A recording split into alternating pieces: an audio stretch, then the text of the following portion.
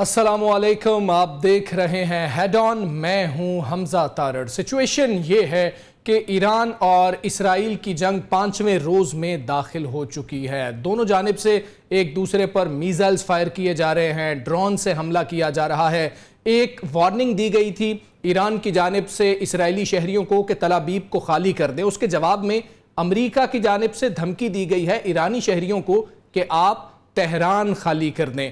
G7 summit हुआ, उसके अंदर तो ऐसे है जैसे चार्ज शीट कर दिया गया हो ईरान को। यह कहा गया कि अगर अदम इस्तेहकाम है तो उसकी वजह ईरान है, और इसराइल के हवाले से यह कह दिया गया है कि इसराइल ने हक के दिफा इस्तेमाल किया है, यानी कि मुकम्मल तौर पर इसराइल की हिमायत सामने आई है। उसके जवाब में अगर हम बात करें तो पाकिस्तान समेत 21 ममालिक ने, जिसमें अरब ममालिक हैं, मुस्लिम ममालिक शामिल हैं, उन्होंने इसराइली जारहियत की मजम्मत की है और जंग बंदी के ऊपर जोर दिया है। जो बहुत अहम डेवलपमेंट हुई है वो ये है कि अमरीकी सदर डोनाल्ड ट्रंप G7 समिट जल्दी छोड़कर कनाडा से अमेरिका वापस रवाना हो गए थे, और उन्होंने तैयारे में ही वहां पर मौजूद थे कुछ नुमाइंदगान। उनसे बात करते हुए उनका यह कहना था कि मैं इस वक्त इस मूड में नहीं हूं कि कोई भी बातचीत की जाए ईरान के साथ। और उन्होंने यह भी कहा कि जंग बंदी से मैं बेहतर की तलाश में हूं, और मजीद उनका कहना था कि इसका मैं मुकम्मल जो तनाज़ा है इसका खातिमा चाहता हूं। यह सूरत हाल है, इस पे हम बात करेंगे। हमारे साथ मेहमान मौजूद हैं, ब्रिगेडियर रिटायर्ड हारिस नवाज साहब हमारे साथ मौजूद हैं, ब्रिगेडियर रिटायर्ड राशिद वली साहब हमारे साथ मौजूद हैं, सीनियर तज्जियाकार सईद काजी साहब हमारे साथ मौजूद हैं। आप सब मेहमानों का बहुत शुक्रिया। ब्रिगेडियर हारिस नवाज साहब, सर, जो ट्रंप ने यह कहा कि मैं बातचीत के मूड में नहीं हूं, बेहतर की तलाश में हूं, क्या बेहतर हो सकता है जिसकी तलाश है अमेरिकी सदर डोनाल्ड ट्रंप को? और उन्होंने कहा कि मैं मुकम्मल हल चाहता हूं इस तनाज़े का। उनके नजदीक ये मुकम्मल हल क्या हो सकता है? देखिए, things are very clear. I think American are out of the way supporting Israel. और अगर उन्होंने कहा ईरान ने कि तल अवीव के अवाम को कि आप खाली कर दें, तो then Israel should have said कि आप तेहरान को खाली करने बजाय अमेरिकन प्रेसिडेंट को क्या ज़रूरत थी कहने की। इसका मतलब ये है कि American are almost directly involve in this conflict के अंदर। और सेकंड ये कि अगर वो 7G की जो समिट छोड़ के चले गए हैं, that speaks there some emergency. और वहाँ पर उन्होंने वॉर ऑफिस जो उसको खोला हुआ है, वहाँ पर वो मीटिंग भी शुरू कर दी है। और जिस तरीके से वो थ्रेटनिंग कॉल दे रहे हैं, दैट लुक्स के वो उनके इरादे ख़तरनाक हैं, क्योंकि इजराइल को बहुत सेटबैक्स हुए हैं।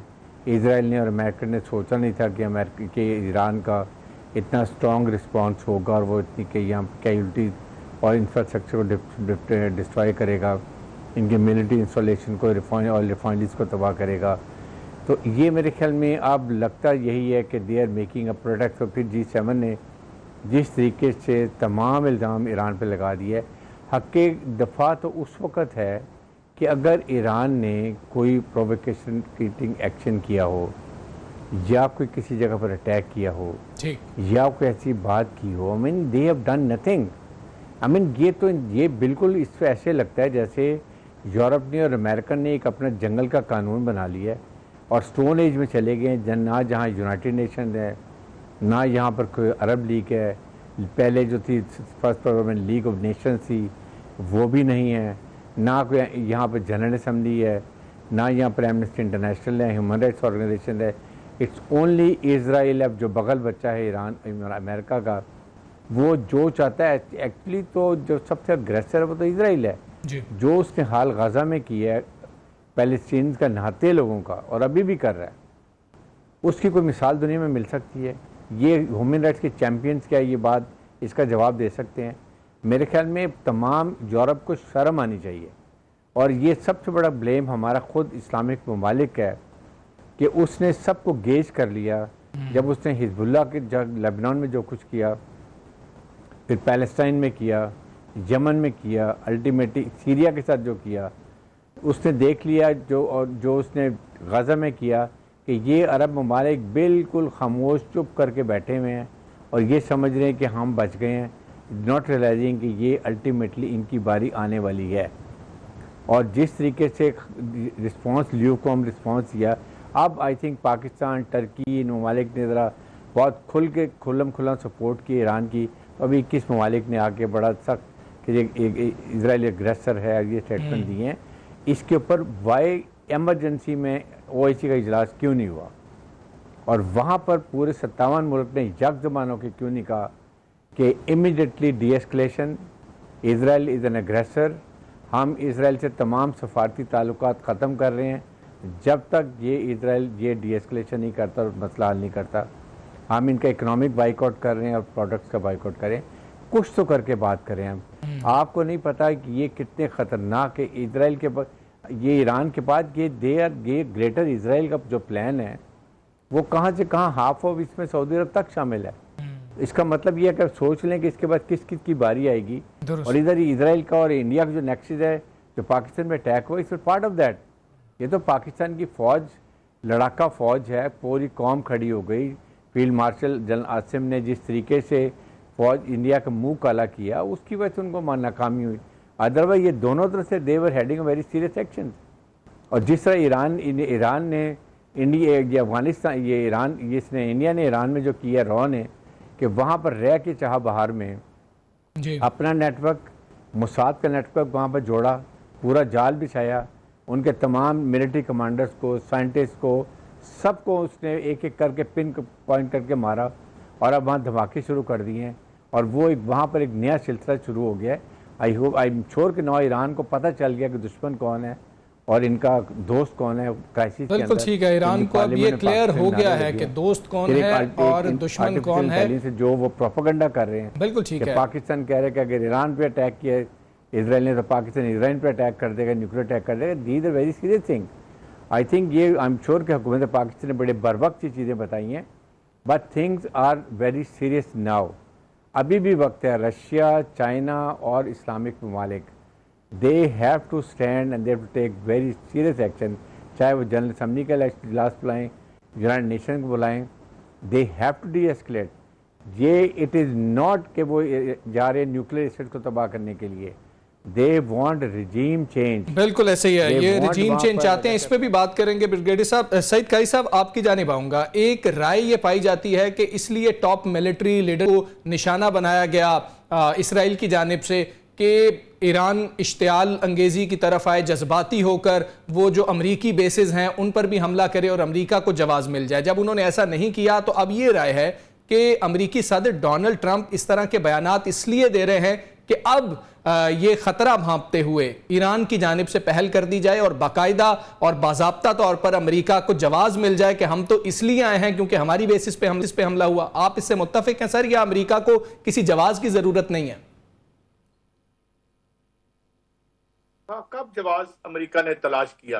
देखिए, पहली बात तो ये है कि ये सारा मुलम्मा जो था यूनाइटेड नेशन का, ये अभी बात ब्रिगेडियर साहब कर रहे थे, लीग ऑफ नेशंस का, जिसके बारे में लेनिन कहता था ये चोरों का बावर्ची खाना है। तो ये पहले दिन, ये देखिए वेस्टर्न इंपीरियलिज्म अब नंगे दांत निकाल के सामने आ रहे हैं।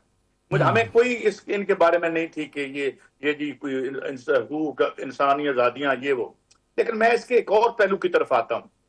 वो पहलू ये है कि ये जो स्टेट ऑफ हॉर्मज़ में बैठा हुआ है, अगर इन्होंने तमाम रूलिंग एलीट को या रजीम चेंज करने दीवार से लगाया, तो आज जो खबरें आ रही हैं, और इराक के गालिबन वजीर खारजा या किसी ने ये बयान भी दिया है कि 650 से 1000 रुपए लीटर पाकिस्तान के टर्म में ये पेट्रोल चला जाएगा। दुनिया एक बहुत बड़ी इकोनॉमिक विंटर के किनारे पर है जी। ये जनाब जो ट्रंप साहब आए हैं, अब ये जो है वो यहूदी लाबी की डुगडुगी पे नाच रहे हैं जिस तरह सारे सदूर नाचते हैं। और इन्होंने पहले अपना बेड़ा गर्क किया ये और अब दुनिया का बेड़ा गर्क करने जा रहे हैं। ये किसी के लिए विन विन सिचुएशन नहीं होगी। पहली बात तो ये कि रिजीम चेंज करने के लिए 2-3 तरीके होते हैं कि आपके अंदर का जो इशराफिया है, जो गालिब इशराफिया है, वो कंप्रोमाइज हो, जिस तरीके से हमने अलैंदे की 1973 में पिनोचे को लेके आए, या ये है कि ये यानी इकोनॉमिकली हम अपने इंटरेस्ट की बात करते हैं। मैंने 2-3 साल पहले डॉक्टर कैसर बंगाली और अकबर जैदी साहब को देखा, उनका एक गुफ्तगू थी और वो ये कह रहे थे कि जनाब तो हमने धमाका कर लिया, हमें ये इकोनॉमिकली क्रिपल करेंगे, कर दिया। जिस किस्म की लोग मुसल्लत हैं हम पे, तो ये अगर ये फौज और फिजाइया ना होती तो हमें तो इंडिया ले बैठा था। तो हमारा आर्म ट्विस्ट करने के लिए उनके पास IMF है, वाशिंगटन कंसेंसस है, और एक इंतहाई हरीस इशराफिया जो हमारे ऊपर मुसल्लत है, जो कोई क्लियर। अभी आज इसहाक डार साहब ने जो डिसोशिएट किया, ये जो एक बयान आया था हाँ जी। और जो उनकी पार्लियामान में या उनके किसी जनरल ने कहा था, बात यह है कि बारी तो हमारी आएगी। हाँ, हमारा ये है कि न्यूक्स हैं 170-80 के करीब हैं, वो हमने आतिशबाजी के लिए तो नहीं रख छोड़े। हमें इकोनॉमिकली हमारी आर्म ट्विस्ट करके तो हमें घुटनों के बल लाने की कोशिश की जाएगी। आज अगर ये नहीं उठते तो सबकी बारी आएगी। और ये ना आप छोड़ दें, दुनिया में एक जंगल के कानून पे चलती है, सिर्फ ताकत। Atom bomb is the only passport to safety. जब ये हम कर रहे थे और ये सारे वेस्टर्न लिबरल कहते थे ना करो ना करो, ये हो जाएगा वो हो जाएगा, अरे ना करते तो 2010 में इंडिया अंदर घुसा था जी, और ना करते तो ये हमारा क्या हशर कर देते। अब ये हालत है कि अमेरिका बहादुर ने जो एक सिक्योरिटी एनवायरनमेंट क्रिएट कर दी है, इसके साथ मिलके आपके पास लीथल हथियार होने चाहिए और हमें उन्हें कहना चाहिए कि अगर आपने यहां बम मारा या आपने टेक्निकल न्यूक्स फेंके या आपने वो जो बंकर बस्टर है, जो बंकर बस्टर का लाया जा रहा है जो जी, जी। अंदर मारना चाहते हैं, तो भाई हम ही रिटेलिएट करेंगे, क्योंकि इस मुगालते में कोई ना रहे कि इजराइल जो है उसको वो या तो फिर हम उसे तस्लीम कर लें जिस तरह UAE ने किया हुआ है। तो मेरे ख्याल में मगर I am very sorry to say, मैं समझता हूं कि जिस किस्म के पपेट्स जो हैं मिडिल ईस्ट में बैठे हुए हैं, इनमें जान है, अपने ऊपर से जो है वो गुजरने की इजाजत भी दे रहे हैं उनके बमों को, उनके जहाजों को। It is very grave situation and I tell you, ये विन विन किसी के लिए नहीं होगा। और एक और डायमेंशन में बता दूं, जी, जी। अभी चंद दिन पहले खबर अननोटिस गई, 2001 शहरों में ट्रंप के खिलाफ मुजाहरे हुए, बहुत बड़े, millions of people came out. तो मेरे ख्याल में this gentleman is playing with fire, ये बंदर के हाथ में माचिस वाला मामला है।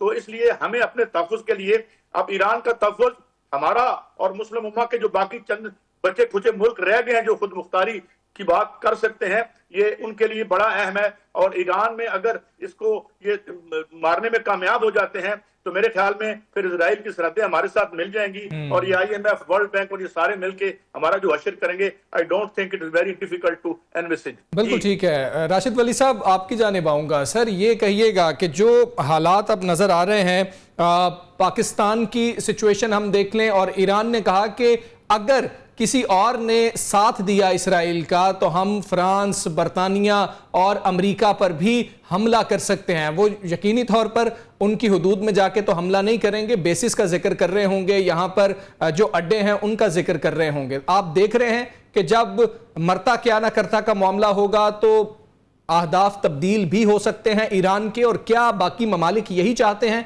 कि वो किसी तरह अहदाफ तब्दील करे और वो सब कूद पड़े?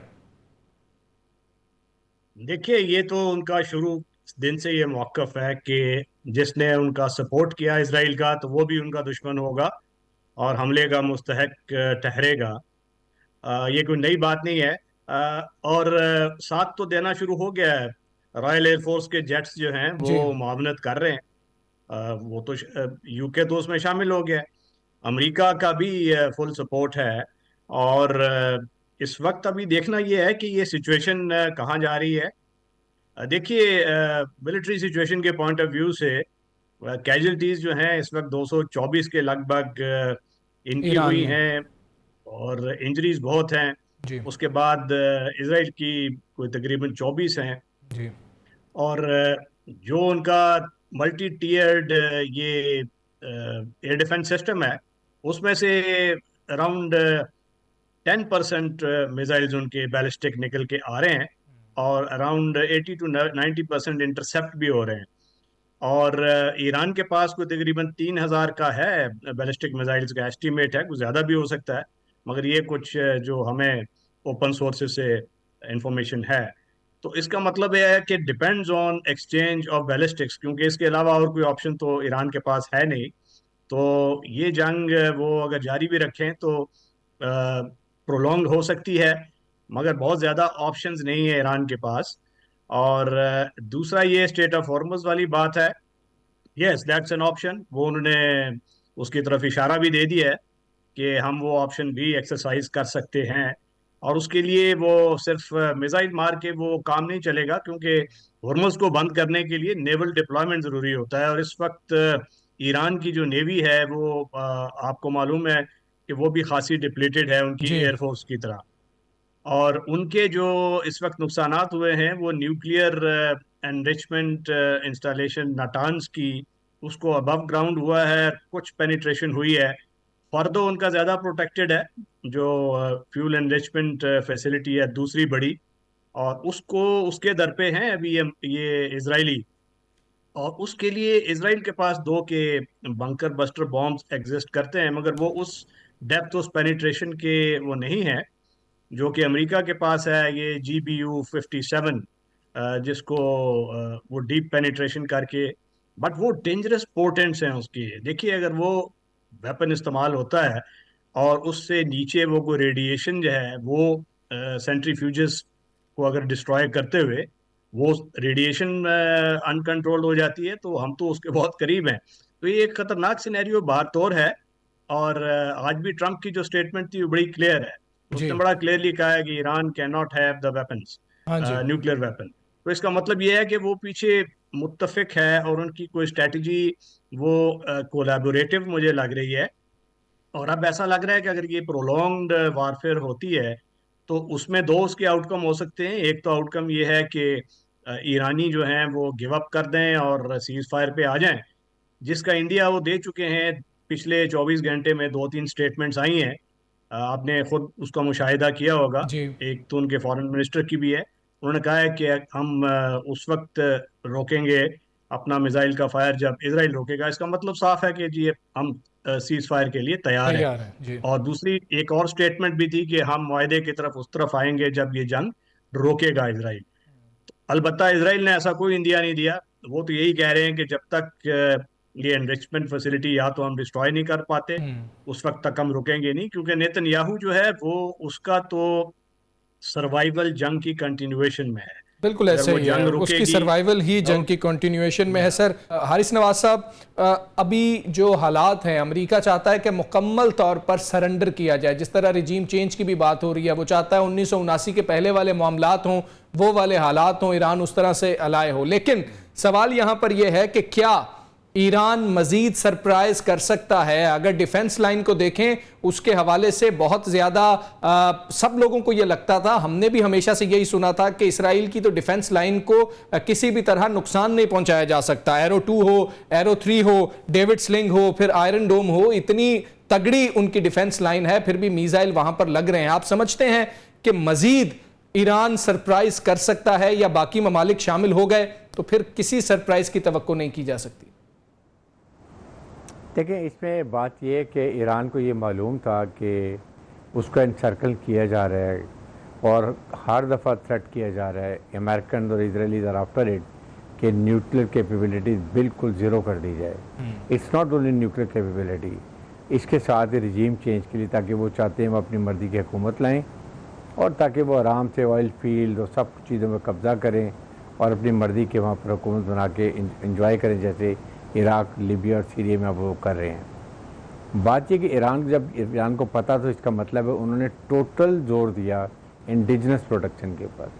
बैलिस्टिक मिसाइल्स, क्रूज मिसाइल्स और हाइपरसोनिक मिसाइल, ये जो खैबर शिकन और उसके बाद जो फतेह हैं जी। ये तमाम इनके इंडिजिनस प्रोडक्ट, नॉर्थ कोरिया की सपोर्ट मिली है इनको, वो तैयार किए हुए हैं। इसी तरीके से इनके पास ये डिफेंस सिस्टम थोड़ा कमज़ोर है, लेकिन इसमें मिसाइल टेक्नोलॉजी में दे आर फॉर हेड, और ये इसराइल के तमाम एरिया को कवर करते हैं।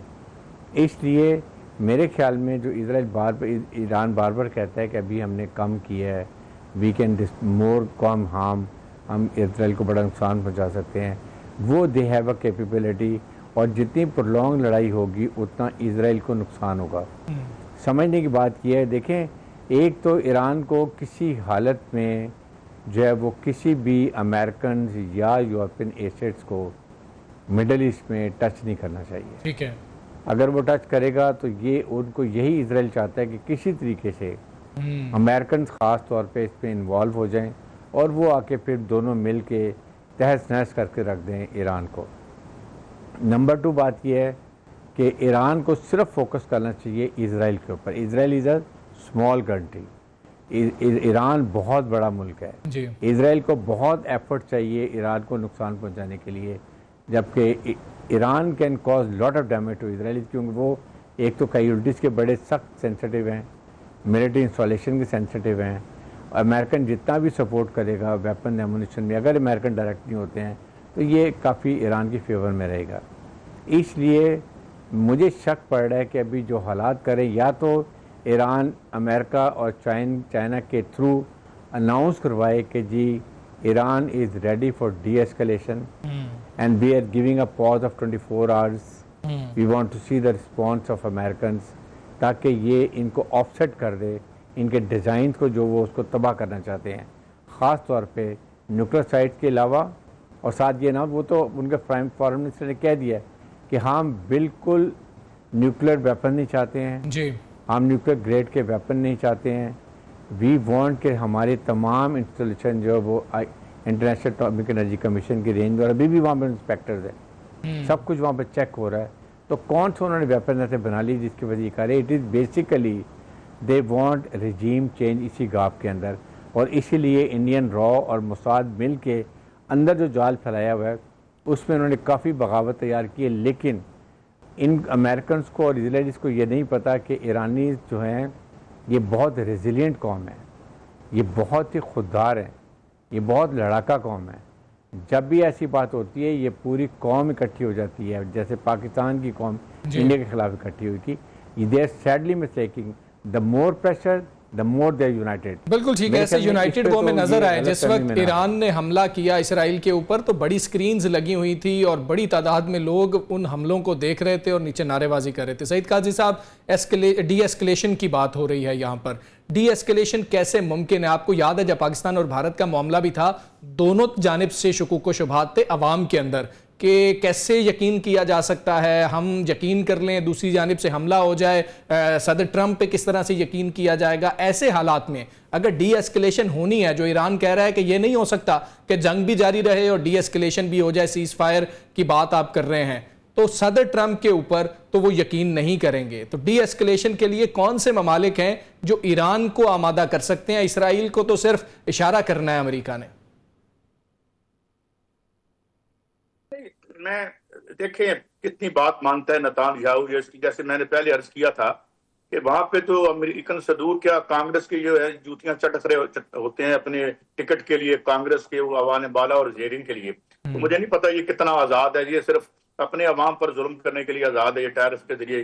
बात यह है कि ये दोनों जो बड़े हमारे हजरात ने बात की, बड़ी दुरुस्त बात की, सिर्फ एक डी एस्केलेशन का तरीका है। एक तो ये कि परसिस्टेंटली डैमेज करे, वो अगर 40-50 फेंकता है 3-4 निकल जाते हैं तो काफी हैं। डी एस्केलेट दो तरीके हैं। Netanyahu is also very unpopular और गेटिंग अनपॉपुलर, बल्कि ये अगर जंग ना करे तो ये जेल में होगा, जो केसेस इसका वेट कर रहे हैं, इसने भी बड़ा माल बनाया है उधर। वैसे ये किसी दिन बताऊंगा कि ट्रंप साहब कितना माल बना रहे हैं, दुगनी होगी उनकी दौलत, तो खुल के पैसे पकड़ रहे हैं, जैसे जेफ बेजोस ने 128 मिलियन उनको दिए। तो ये इस किस्म के लोग आ गए at the helm of affairs, जिनका कोई विजन नहीं है। ईरान की एक ही बचत है, ईरान परसिस्टेंटली डैमेज करे। मैं बिल्कुल इस हक में नहीं हूं, आई डू नॉट सपोर्ट कि शहरी आबादियां भले इजराइल में हो या किसी और जगह हो, हमारा दिल सबके लिए दुखता है, मगर these conditions have been created by Israeli ruling class, बिलखसूस नेतान्याहू। उसके अपने खिलाफ वो पिछला जो उनका प्राइम मिनिस्टर है वो भी बोल रहा है। तो ये परसिस्टेंटली अगर अटैक करते हैं और अनसस्टेनेबल हो जाता है, क्योंकि हम जानते हैं बहुत थोड़ी सी आबादी है, बहुत थोड़ा सा रकबा है, यही होगा डी एस्केलेशन, कि वो तंग आ जाएं और खुद अवाम उनके बिलबिला उठें और फिर ये आके ईरान को कहें, वरना इसके अलावा कोई तरीका नहीं है कि वो कर सकें। और ये भी बात दुरुस्त कही ब्रिगेडियर हारिस साहब ने कि फिलहाल वो है तो इनके साथ, यानी देखे ना रस्ते में इनके जो इंटरसेप्ट कर रहे हैं, वो सिर्फ इजराइल का वो आयरन डोम तो नहीं कर रहा, इसमें अमेरिका भी कर रहा है, उसके जहाज भी कर रहे हैं, जो बहरी जहाज खड़े हैं। तो यही तरीका है। और दूसरी तरफ जो मुसलमान ममालिक हैं ये भी जरा नींद से जाग जाएं, और इसलिए ये अपनी अपनी जो छोटी छोटी इन्होंने आफियत कदे बनाए हुए हैं, इसी तरह इसीलिए बयान आया है सऊदी अरब के फरमान जो वली अहद हैं, उन्होंने ये कहा है। और इसमें एक और बात भी हो सकती है सर, अगर ईरान के साथ इस तरह का तोड़ फोड़ होती है, इतनी अनपॉपुलर रिजीम्स हैं, ये आप एक नई अरब स्प्रिंग जो है वो भी तख्लीक हो सकती है। जिस तरह पहले मैंने कहा कि इस एंगल को हम सारे नहीं लेते, हम देख रहे हैं कि यूरोप की तमाम आबादियां अपने हुक्मरानों के खिलाफ है और ऊपर से माशी प्रेशर आ रहा है। अमेरिका की आबादियां जो हैं वो आहिस्ता आहिस्ता, जिनके अलूजन थे इसमें ट्रंप में, वो भी आहिस्ता आहिस्ता फेड अवे हो रहे हैं। तो ये एक और स्कैंडल होगा कि ईरान के साथ कोई बड़ा हाथ करेंगे अगर आप, तो अब जो जितनी ये जो शख्सी हुकूमतें हैं जिन्होंने यहाँ अपना एक सनती अमन खरीद रखा है पर्क्स दे के आम लोगों को, ये कोई इतने ज्यादा पसंदीदा नहीं है अपनी आवाम की नजरों में। तो I think he is playing with fire. ये पूरे खित्ते को एक बहुत बड़े बुरान में फेंक रहा है ट्रंप एंड नेतान्याहू। और इसमें हम जो है, हमें अपना मफाद भी देखना है, हमने ये भी देखना है ये जो जंग हुई अभी हमारी इंडिया के साथ क्या हुआ, वो इंडिया को खड़ा कर रहे थे चीन के सामने, तो चीन ने कहा कि भाई पहले इधर तो निपट लो फिर इधर आना। तो बेसिकली ये जो बफर है ये हमारे लिए जरूरी है और इनको हमें ओपनली सपोर्ट करना चाहिए। और हम अब इस जितनी बड़ी माइट हमारे पास है मिलिट्री की, वो तो हमने डेमोन्स्ट्रेट कर दी, तो हमें भी मेरे ख्याल में स्टैंड लेना चाहिए इन आवर ओन इंटरेस्ट। बिल्कुल ठीक है, हमें अपने आप उसे दीवार से लगा दो। बिल्कुल ठीक है, डी एस्केलेशन तब तक नहीं हो सकती जब मेज का ज्यादा हिस्सा आपके पास ना हो, तभी हो सकती है। मुज़ाकरात भी तभी हो सकते हैं जब मेज आपके हिस्से में ज्यादा हो या कम से कम बराबरी की सतह पर तो हो। ब्रिगेडियर राशिद वली साहब, सर अगर इस हवाले से हम बात करें कि ये वैसी जंग हरगिज नहीं है कि जिसकी बात की जाए कि बॉर्डर साथ लगते हैं, ईरान दहाई तक ये जंग लड़ लेगा या इसराइल दहाइयों तक ये जंग लड़ सकता है। बहुत फासलाती एक जंग है, एरियल अभी एक दूसरे के ऊपर ये हमले कर रहे हैं, इस तरह ट्रूप्स अंदर नहीं आ सकती हैं। ऐसे हालात में सर ऐसी जंग कैसे मजीद आगे बढ़ सकती है, कितना देर कंटिन्यू रह सकती है, और अगर अमेरिका इसमें बाज़ाब्ता तौर पर सामने आकर शामिल हो जाता है तो फिर आपको लगता है कि यह जंग बढ़ेगी या जल्दी खत्म होती हुई नजर आएगी? देखिए, इसके दो आउटकम हो सकते हैं, और एक तो ये है कि अगर कोई रेजिम चेंज करना है और उस करने के बगैर ये बहुत मुश्किल है, बेशक वो उसको टेक्नोलॉजी भी इस्तेमाल करे, bunker buster GBU 57, still unsure होगा कि ये अपनी सलाहियत से दस्तबरदार होगा ईरान या नहीं। उसके लिए मुकम्मल दस्तबरदारी ईरान की ज़रूरी है। या तो वो खुद मान लें कि ठीक है, वो लीबियन मॉडल, जैसे लीबिया से सारे वो सेंट्रीफ्यूजेस उठा के ले गए थे, तो अभी ये 15,000 के लगभग इनके सेंट्रीफ्यूजेस हैं, इससे दस्तबरदार हो जाएं और कहें जी ठीक है आइंदा के लिए हम सीज फायर, और इसी तरह तो ये सर्वाइवल। दूसरा ऑप्शन ये है, ये कंटिन्यू करें फाइटिंग और उसमें एक प्रोलॉन्ग्ड वार हो सकती है। बूट्स ऑन ग्राउंड चाहिए होंगे। रिमेंबर के एयरफोर्स की एम्प्लॉयमेंट से कोई भी जंग नहीं जीती जा सकती, कोई भी मुल्क मुती नहीं हो सकता, उसमें ग्राउंड ट्रूप जरूरी होते हैं। और ग्राउंड ट्रूप्स इस वक्त पोजीशन में अमेरिका नहीं है, ना विलिंग है, ना इजराइल उस पोजीशन में है, और वो करने के लिए बहुत इनको एफर्ट करनी पड़ेगी।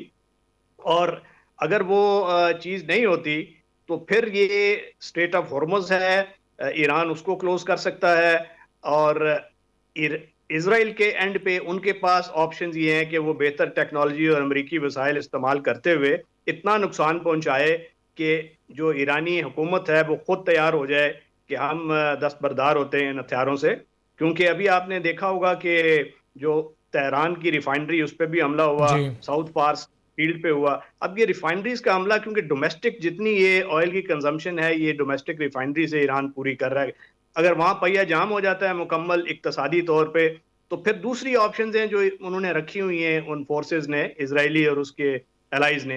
का जो बेटा है उसको वो ग्रूम कर रहे थे, मगर अब वो टेस्ट कर रहे हैं वाटर की, उसकी कितनी सपोर्ट है इंटरनली, कि internal implosion along with this loss, कि इतना लॉस हो जाए कि लोग तंग आ जाएं और रेजिस्टेंस उनकी टूट जाए, और उसके बाद हम अपने जो प्रॉक्सीज डालें। ये 2-3 आउटकम है जो हो सकते हैं। और बूट्स ऑन ग्राउंड का मैंने जिक्र किया, उसके बगैर बहुत मुश्किल है कि ईरान को मुकम्मल दस्तकश ये कर लें इस कैपेबिलिटी से, और उसको करने के लिए बड़ा मुश्किल है वो, जैसे मैंने बिल्कुल ठीक है, बिल्कुल ठीक है। हारिस नवाज साहब, इसराइल की जानिब से ईरानी सुप्रीम लीडर के हवाले से अब बात हो रही है। पहले ये भी बात आई कि वीटो कर दिया अमेरिकी सदर डोनाल्ड ट्रंप ने। अब इसराइल के वजीर दिफा हैं, उन्होंने ये कह दिया कि सद्दाम हुसैन जैसा खामनाई का हशर होने वाला है। आपको लगता है कि ये इतना आसान होगा, और उसके बाद क्या वाकई ईरान खामोश हो सकता है अगर खुदा न खास्ता ऐसा होता है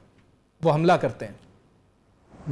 देखें एक तो इज़राइल की बड़ी घटिया सोच है कि एक स्पिरिचुअल लीडर को आप सिविलियंस को आप इस तरह टारगेट करते हैं। तो यू थिंक क्योंकि इन्होंने अपना सिस्टम बनाया हुआ है कि हर बिल्डिंग जो भी वहाँ बनी हुई है उसके साथ वो उसके प्रॉपर बिल्डिंग के रेजिडेंट्स के लिए बंकर बनाते हैं और वो उछल के नीचे चले जाते हैं, इसलिए उनकी कैपेबिलिटीज कम हो रही है। और नेतन्याहू को आपने देखा कि वो खुद भी बंकर में जाके सारी बातें कर रहा था, इतना डरपोक ये इंसान है।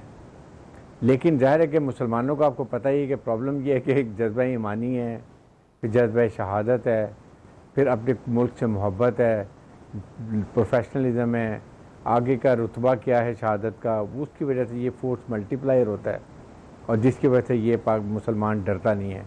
और यही पाकिस्तान ने आपको दिखा दिया, हमने दिखा, यही ईरान इस वक्त ये कर रहा है। लेकिन एक खुदा न खास्ता एक आध शहीद कर भी देते हैं तो इनके लीडर्स और भी हैं, इनके नंबर 2 स्पिरिचुअल लीडर हैं, ऐसी बातें हैं। लेकिन जितना इस कौम को ये प्रेशराइज करेंगे ये कौम उतनी रीमर्ज होगी, और रीमर्ज होगी विद मोर कन्विक्शन और with more strength and with more unification. इससे इसको गलत फहमी को ये भूल जाएं कि जो रॉ और मसाद वहाँ कर रही है वो उस पर कामयाब होगा। 40-45 साल में तो कर नहीं सके हैं, कितनी अटैम्प्ट हो चुकी हैं, इसलिए ये होंगी। लेकिन हाँ, उनकी इंटेलिजेंस फेलियर बहुत बड़ी है। दे शुड हैव नोन के रॉ और मोसाद वहाँ पर क्या कर रहा है। इन्होंने कंटेनर्स में वेपन्स, एमुनिशन, ड्रोन डिसम्बल लाए हैं और ईरान में ही असेंबल किए, और ईरान में वो इन्होंने तमाम लीडर्स को उन्हीं को उड़ा के मारा है। यहाँ तक ये आपस में नया इन्होंने जाल बिछाया हुआ था। अब बात ये है कि इसको देखना ये है कि किस स्टेज पे जाके करते हैं। अभी भी वक्त है, मैं तो ये कहता हूँ कि किसी तरीके से ईरानी गवर्नमेंट को, रशिया को और चाइना को कॉन्फिडेंस में लें और इनके थ्रू मैसेज दें कि we want D escalation and we have already announce कि हम इस पर इंटरेस्टेड नहीं हैं, वेपन ग्रेड के अंदर हम न्यूक्लियर वेपन नहीं बनाना चाहते, and we are ready to go for IAEA की जो भी इंस्पेक्शन करनी है करें आके, ताकि इसको डिफ्यूज़ करें, जो बचा है उसको बचाएं।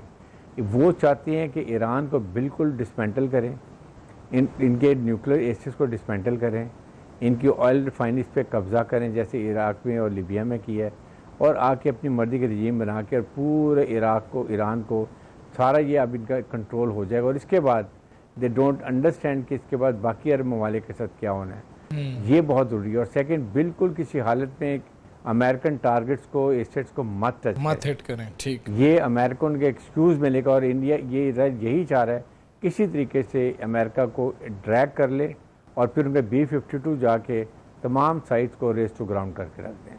बिल्कुल ठीक है। सईद काजी साहब, अगर हम ताल्लुकात की बात करें, ईरान के बहुत अच्छे ताल्लुकात रहे हैं भारत के साथ। अभी सूरत हाल ये है कि पाकिस्तान में जो ईरानी सफ़ीर हैं उन्होंने ये कहा है कि भारत ने अभी तक इस बात की मजम्मत नहीं की कि इसराइल ने ईरान पर हमला किया है। तो इस हवाले से ईरान को ये भी बहुत क्लियर हो गया होगा कि हमारे दोस्त कौन है, दुश्मन कौन है। भारत की खामोशी की वजह सर आप क्या समझते हैं? बड़ी ऑब्वियस है। वो तो उन्होंने तो इकट्ठे होकर हमारे खिलाफ जंग लड़ी है। हमने बहुत से ड्रोन, अगर मुझे गलत नहीं मैं कह रहा क्योंकि मैं मिलिट्री का ज्यादा एक्सपर्ट नहीं हूं, तो हमने उनको भी वहीं शिकस्त दी है। हमने दोनों इकट्ठे ही आए थे हमसे लड़ने के लिए, तो वो उनका अलाई है भाई। वो जंग में उनका साथ दे रहा था, इंटेलिजेंस शेयरिंग कर रहा था, तो वो जाहिर है वो अब क्यों उसके खिलाफ ये बयान देगा। लिहाजा वो एक अलग कहानी है और वो भी अंदर से अब जमीन बोस हो रहे हैं। मगर ये देखें इसकी क्या इम्प्लीकेशंस होंगी। 1978 26 अप्रैल को अफगानिस्तान का इनकलाब हुआ जी, और उस वहां रजीम चेंज की गई। उस गलती को आज हमारे सारे बड़े भी मानते हैं और वो हिलरी क्लिंटन भी मान के गई है। लेकिन उसका फैलाव आप देखिए कहां तक गया। न्यूयॉर्क में ट्रेड सेंटर हिट हुए, दाइश बनी दुनिया में। हमने जो कीमत, वो उन जख्मों का हम जिक्र भी नहीं करना चाहते जो हमने जख्म खाए हैं उसमें। तो जस्ट इमेजिन इन केस इस किस्म की अफगानिस्तान वाली सिचुएशन अगर ये पैदा करते हैं, जो कि ये कर देंगे, क्योंकि ये तो इनको इनमें कोई इंसानियत वाली तो हमें बात ही नहीं करनी चाहिए। मगर इसका फैलाव क्या होगा? हम जिस तरीके से कंटेन कर रहे हैं आज अफगानिस्तान को, ये हम ही जानते हैं। और बहुत बड़ी, और फिर जाहिर है यही वजह है कि हमारी जो वार हार्डन्ड आर्मी है उसने हमें बड़ी अच्छे तरीके से प्रोटेक्ट किया, हमारा कॉन्फिडेंस जो है वो आसमान तक पहुंचा। लेकिन अगर ये करेंगे तो ये इसकी बड़ी आलमी रेपरकशन होंगी। यहाँ कितने फिदायीन पैदा होंगे, कितने खुदकुश बमबार होंगे जो जाके वेस्ट में टकराएंगे। तो ये पता नहीं, ये उनको कौन बताएगा। उनके एकेडमिक्स और वहां जो सीनियर वाइसेस हैं वो तो बोल रहे हैं, और खुद उनके अवाम देखें। I do not approve of it.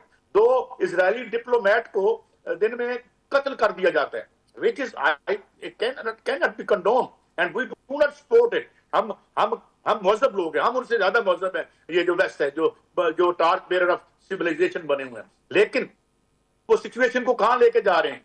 You सबसे काबिल नफरत कम्युनिटी बन चुकी है इस वक्त, और उन पर हमले पै दर पै, एक पहला हमला नहीं है, उन पर हमले हो रहे हैं। तो मेरे ख्याल में ये सेल्फ डिफीटिंग होगा उनके लिए भी, और हमें बड़ी दानिशमंदी से ये चाहिए कि इसकी डी एस्केलेशन में हम रोल अदा करें। और अगर ये टेक्टिकल न्यूक्लियर वेपन मारने की बात होती है ईरान पे, तो हमें कहना चाहिए कि भाई हम अपने पहलू में ये नहीं बर्दाश्त कर सकते, उसकी ताबकारी न जाने कहां तक जाएगी। Then we will retaliate. जो बात कही उनके ईरान के किसी बंदे ने, जिसको हमने जो है वो जिसकी हमने तरदीद कर दी, अगर हम डायरेक्टली हिट हो, हमारा कितना बड़ा बॉर्डर है उसके साथ, एक स्टेट हम किस तरह अफोर्ड कर सकते हैं। हमारे एक पहलू में पहले बैठी हुई है, एक दूसरी बैठ जाएगी।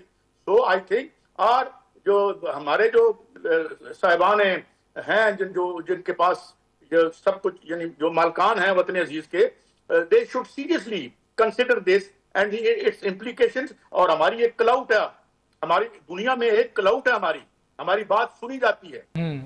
इसलिए हमें ये इन्फ्लुएंस इस्तेमाल करना चाहिए, और इसमें हम भी विक्टिम हो जाएंगे इन केस अगर रजीम चेंज तो मुश्किल होगा। मेरे ख्याल में दोस्तों का भी यही ख्याल है, जब तक आप अंदर ना जाएं या अंदर फौज ना लेके जाएं तो शायद वो ना हो पाए। लेकिन इन केस कि वहां पे कुछ सिविल वार करा देते हैं या कुछ और इस तरह का काम कर देते हैं, तो आई थिंक ये पूरे ग्लोब को एंडेंजर कर देगा, इसकी मैशत को एंडेंजर कर देगा, पूरे रीजन को एंडेंजर कर देगा। तो मेरे ख्याल में उठना चाहिए। OIC जो बिल्कुल डेड हार्स बना है, उसको थोड़ी जिंदगी दिखानी चाहिए फॉर देयर ओन प्रोटेक्शन। बिल्कुल ठीक है। मेरे साथ मौजूद थे ब्रिगेडियर रिटायर्ड हारिस नवाज साहब, ब्रिगेडियर रिटायर्ड राशिद वली साहब और सईद काजी साहब। आप तीनों का बहुत शुक्रिया। प्रोग्राम का वक्त खत्म हुआ, मुझे इजाज़त दीजिए। अल्लाह हाफ़िज़।